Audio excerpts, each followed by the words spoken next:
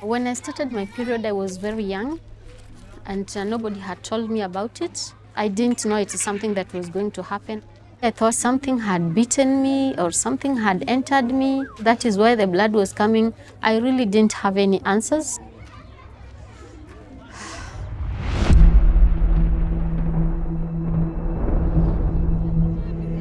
We live in this dystopia where our bodies and our realities and our stories go completely unacknowledged. We're the sixth richest country in the world, and we've got children who can't go to school because they're on their periods. We're really putting the girl child in a position where she's already apologetic for being a woman. Mimi napenda kusoma. Nisiporudi shule, siwezi kuwa mwalimu. I think that when we talk about menstruation for women, period, women who are incarcerated are often left out of that conversation.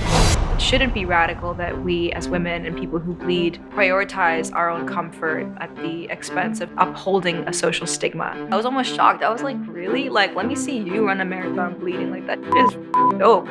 We have to understand that not all women menstruate and not all people who menstruate are women. You spend your whole entire life trying to be masculine, and then you're going to turn around and be like, well, by the way, I have periods.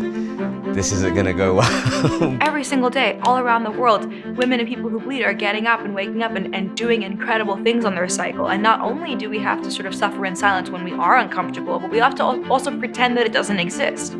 And that's oppressive. It shouldn't be the case that you have to worry about something that happens naturally to you that you can't stop. If we could talk about menstruation in a matter-of-fact, conversational way, that alone would make the experience not so negative. This is something we cannot help. I mean, nor do we want to. When you have something like Me Too emerge, all of these problems, all of these issues, all of these stories have always existed. It's just that they've never been elevated or acknowledged or welcomed. And menstruation is part of it. How can menstruation not be part of it?